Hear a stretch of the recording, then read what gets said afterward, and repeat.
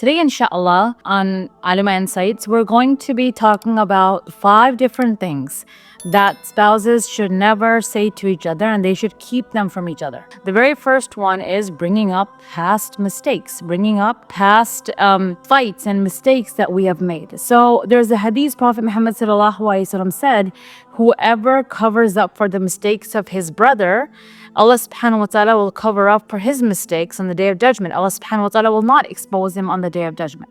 The second one is not comparing your spouse to anyone else's spouse. When you are in a marriage, right, it takes effort from the husband and the wife. You're basically, a lot of times, it's two opposite people living in the same households, dealing with each other 24/7. They have different habits, they have different lifestyles, they have different etiquettes for different things, but they still are living together. That's just how, subhanAllah, that's how beautiful this relationship is. Comparing your spouse to someone else's spouse is not going to do anything but harm your marriage. The third one is sharing private information about your spouse with somebody else. There's a hadith that Prophet Muhammad said, among the worst people in the sight of Allah on the Day of Judgment is a man who has relations with his wife and then spreads her secrets. This is a hadith in Sahih Muslim. Right? The fourth one, husband and wife should not be ever doing to each other, is breaking a promise.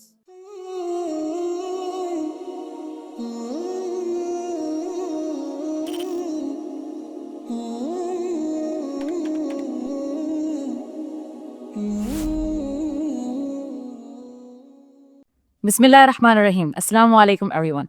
Today, inshallah, on Alimah Insights, we're going to be talking about 5 different things that spouses should never say to each other, and they should keep them from each other.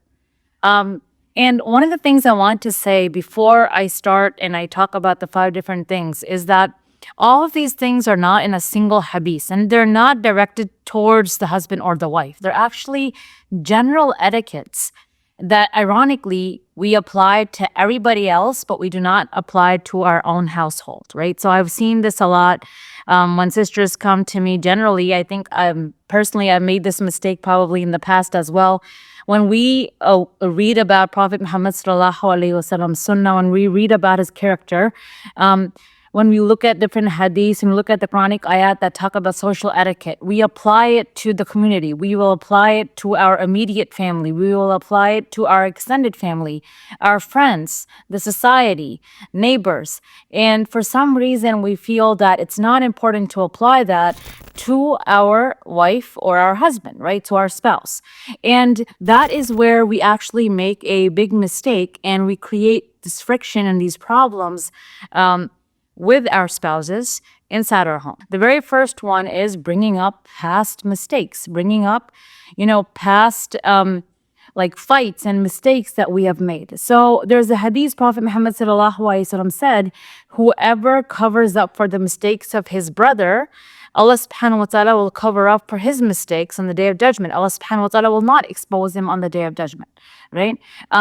And this is something I hear a lot, like, okay, we shouldn't be talking about people, and we shouldn't be bringing up the past with other people, because if we're going to cover for someone else's mistakes, if we're going to not expose them, Allah subhanahu wa ta'ala will cover for us on the Day of Judgment. That's the same thing when it comes to your spouse. A lot of times there's an argument, it happened early on in the marriage, something came up, somebody said something to somebody, maybe family got involved, someone's parents said something. 10 years down the line, 15 years down the line, we're bringing up the same things.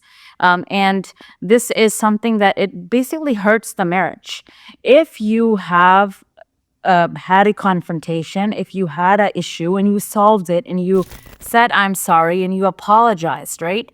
The wife apologized or the husband apologized, whoever was at fault, that should not become an issue later on in the marriage. And this also includes stuff that may have happened before marriage, and the person has informed and the couple have informed each other, and you're bringing it up again and again. The second one is not comparing your spouse to anyone else's spouse. There's a saying that I came across, I don't even know whose saying that is, but it's like, marriage is like a casserole.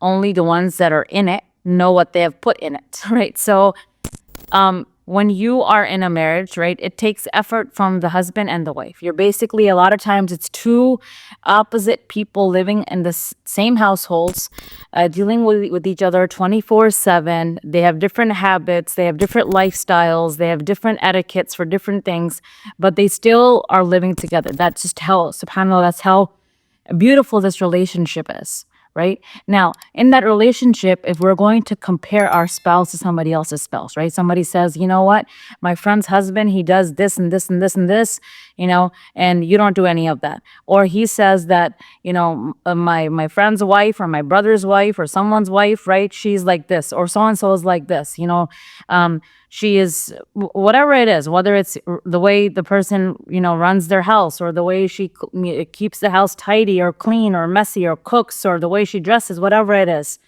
Comparing your spouse to someone else's spouse is not going to do anything but harm your marriage, because you're not married to somebody else's spouse. You're married to this person. Allah subhanahu wa ta'ala has put this person in your life for a certain reason. There's hikmah, there's wisdom behind it. And there's a hadith, the Prophet ﷺ said, the best amongst you is the one who is best to his wife. Right? Now, of course, this hadith is addressed to the men, the Muslim men, that the best one amongst you is the one who is best to his wife. And I want to, take a moment and talk about this. There's no rocket science in being nice to someone's mom, right? Like if there's a man and he's nice to his mother, and he's good with his sisters, and he's good with his grandma, and good with his aunts, his immediate family, blood family, whatever you want to call it, he's good with them, right? That's not a test. That doesn't make somebody perfect, right? The test is, how is he with his wife? Because his wife is not his mother. His wife is not his sister, right? His wife is in his life because of an oath he took, because of a promise he made in front of Allah subhanahu wa ta'ala, in front of different witnesses he made to our father, that he's going to, treat her well. So the test actually comes in, how is he with her? Right? And the same thing with a woman. She can be nice to her parents, she can be nice to her family, everybody else, but it's, how are you with your husband? And for the man, it's, how are you with your wife? That is the true test, right? That is what determines if you are a good man. That is what this hadith is about. Prophet Muhammad ﷺ said, the best one amongst you is a hadith in Tirmidhi. The best one amongst you is the one who is best to his wife. And it's very deep, because in other hadiths, there's stuff about being nice to your family and being nice to your parents and being nice to your siblings and all of that. When it comes to the best one amongst you, it's the one who's best to his wife. And I just explained to you guys why. It's because the relationship he has with his wife is not based on blood. It's not based on being her mahram through blood. It's because he took an oath, he took a vow, and he did his nikah with, witnesses, and he basically completed something with the order of Allah subhanahu wa ta'ala. The third one is sharing private information about your spouse with somebody else. So this can be in different forms, right? It could be that your husband or your wife, they have a certain phobia, or they're scared of something. They have a certain fear. Or it may be that they have a certain past, right? And you're going around telling, whether it's your best friend, whether it's your cousin, whatever it is, right? Like flaws or mistakes that this person has made, or that this person has. Completely wrong. We're not supposed to be talking about anybody else, even. Why go around gossiping about your own spouse, right? And the second part to this is, sharing intimacy details outside. And there's actually a hadith on this.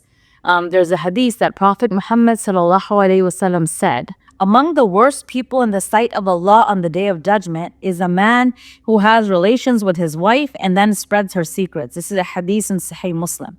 Right? Because I think, and I've mentioned this in my previous videos, that the word libas, when Allah says in the Quran that a husband and a wife are libas, or a wardrobe, or not a wardrobe, a garment for each other, what does a garment do? A garment conceals your secrets. A garment conceals your flaws. It also enhances your beauty, right? So if you have someone who is, being intimate with his wife and going around sharing these details, and, it's so pathetic and disgusting, because there are men who actually do that.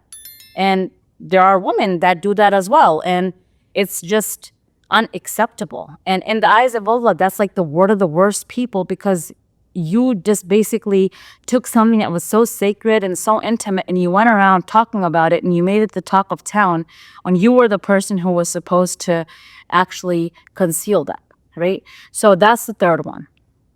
The fourth one, right? The fourth thing that a husband and wife should not be ever doing to each other is breaking a promise, right? Breaking a promise. So there's a hadith that Prophet Muhammad said, the signs of a hypocrite. There's 3 signs of a hypocrite, right? The first one is that when he talks, he lies. The second one is that if a trust is given to him, right? If he's given an amana, right? He doesn't move forward with it. He doesn't complete it. And the third one is that when he makes a promise, he breaks it. So that's a sign of a hypocrite, right? We take promise very lightly in our society. It's so bad that nowadays I've seen this happening with little kids, 8-year-olds and 7-year-olds. When, they'll be talking to each other and they'll be like, say wallah, say wallah. What happened to promise? Why do you have to say wallah for everything? Why do you have to say, I swear by Allah for everything, right? A Muslim's word is supposed to be truthful. A Muslim's word is supposed to be honest.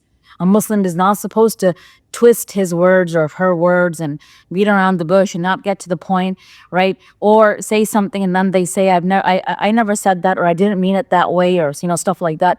And in this relationship, the spousal relationship is so delicate, so fragile that a promise, like a small promise, maybe it's even a general thing, like I'll take you to, I don't know, a date this Saturday, and I'll take you to a restaurant this Friday, and you keep on, oh, well, now I can't, I'll take you next week, and then now I can't, I'll take you next week. A time comes when the next week doesn't come. And it's so sad that a lot of times, like when we say the word inshallah is supposed to just mean if Allah wills, but you're supposed to have good intention when you say inshallah. And when people bring it up, like, hey, you said you would take me somewhere, inshallah. It's like, oh, yeah, I said inshallah. I guess Allah didn't want me to. The fifth and the final one, I can't even believe that I added this, but it's really, really important. And that is making hurtful jokes about each other's appearance, right? You're probably laughing when you're listening to this, but when you make jokes about your spouse's appearance, it hurts their self-esteem. It hurts their confidence, right? And I'm going to say it for both ways again. If a husband is making fun of his wife's appearance, right? Whether it's, maybe she has gained weight. And I know it's a very touchy topic and it's a very hurtful topic, right? When people bring up, weight gain, or people bring up acne, but you are not supposed to make fun of her and pass hurtful comments about the way she looks. She's not your property. She is not your property. I'll say that again. She's Allah subhanahu wa ta'ala's property. Allah subhanahu wa ta'ala has made her, right? A woman goes through different changes in life, right? She goes through different hormonal changes that are much different than a man. Child's birth, right? Taking care of the baby, raising those kids, feeding those kids, right? So it's like your body changes. And if you're not helping her in maintaining her health or her appearance, the least you can do is don't make fun of it, right? Don't make fun of it. And same thing for the wives who pass comments about their husbands. A lot of times women feel like they can just talk about their husband losing their hair, or their husband gaining weight, or their husband having a different type of body or whatever. And they can just pass those comments and, he's just a man, he won't take it. I can say that to him. It's just a joke. No, a lot of times when we're saying that to our husband, that's also hurting his feelings too. Like, men do have feelings, even though, of course, the Muslim community, especially in different cultures, have taken that away from them, and they're not allowed to be emotional. And we tell a boy from a very young age, don't cry, you're a man. No, they have emotions, and they're allowed to feel sad, and they should feel sad if they're hurt. So women should not be saying that to their husbands either. And the reason why I put this in the last one, like the fifth one, is that because we are not supposed to pass hurtful comments to anyone anyways. We're not supposed to be making comments on people's appearances and how they look, and because Prophet Muhammad was not like that. Prophet Muhammad never belittled anybody. Oh, and then one more thing I want to add. Sometimes it's your family members are saying something about that, right? That's your time at that point to take a stand and be like, no, that's my wife. Don't say a word about her. Or that's my husband. Don't say a word about him. right? That also plays a very big role. Why are you letting somebody else make a comment about your spouse and, their appearance or what's important to them? So these were the 5 things. I hope, inshallah, that this video was relatable, and these were 5 topics that we can really think about in our relationships, in our marriage.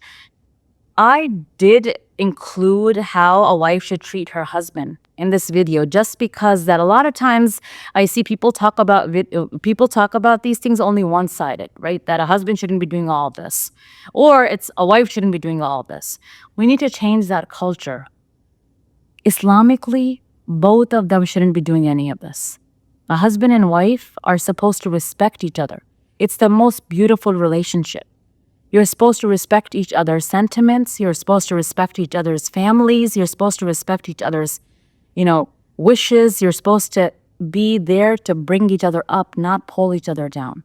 So it's not about so-and-so sheikh only talks about men, or so-and-so Alimah only talks about women. It's about men and women together. They run a community. They run a society. They're the family unit. And that is why both of them are supposed to be respectful to each other, and both of them are supposed to be caring to each other, right? So inshallah, hoping that these tips help, and I'm also hoping that this, you can share this video with anybody that you find will benefit from this video, inshallah. And also, in the comments, please do share. What are some of the struggles that you have seen, and what are some of the things that happen a lot in your culture or your family? And maybe, inshallah, we can discuss that. If you like this video, please do like, share, and subscribe. And inshallah, see you guys next time. Assalamu alaikum wa rahmatullah.